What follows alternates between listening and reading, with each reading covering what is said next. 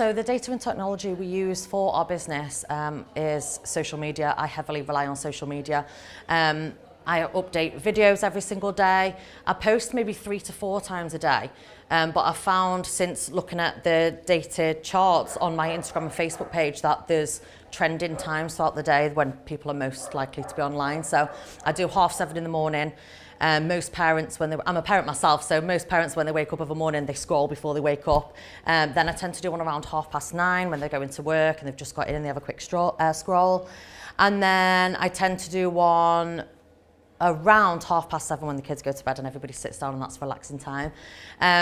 Also with data, I have been using the data from the, is it smart meter from the town, where we were open until 4 o'clock in the evening, but it was starting to slow down, and then after looking at the charts, we've realised that actually footfall dies right down from 3 o'clock, and so now we open our shop until 3, and it just works out better for everyone, I think.